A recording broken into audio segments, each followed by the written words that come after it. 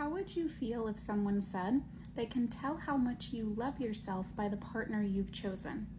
Would that be an insult? Would that be a compliment?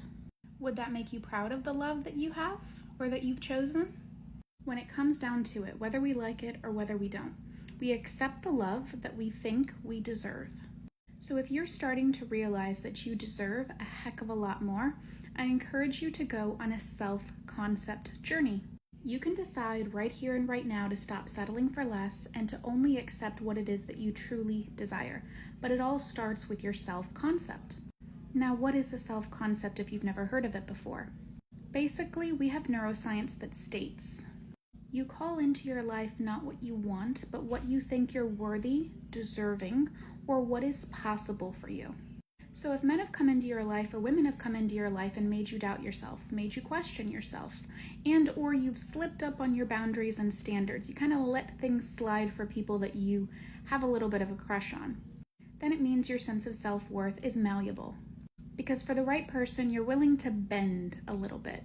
And how you see yourself and what you think you're worthy, deserving, or capable of having dictates the type of men or women that you are actually physically attracted to. Which makes a lot of sense because at the end of the day, if you don't think that you're good enough, you're going to be attracted to men who make you feel not good enough or women that make you feel not good enough in order to validate that not good enough feeling. So let's say I have a I'm not worthy wound from my past, whether it's from my father or from my first formative relationships.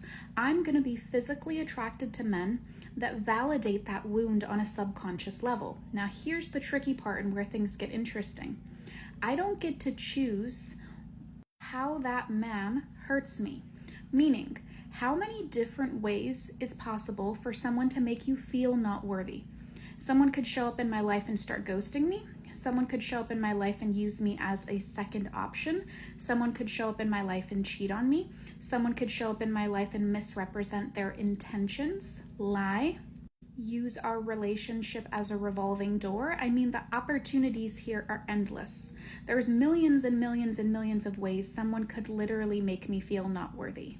And you might think to yourself, why do I keep attracting the same story, same situation in a different person? Doesn't anyone see my sense of self-worth? The truth of the matter is, people cannot treat you above and beyond how you see yourself.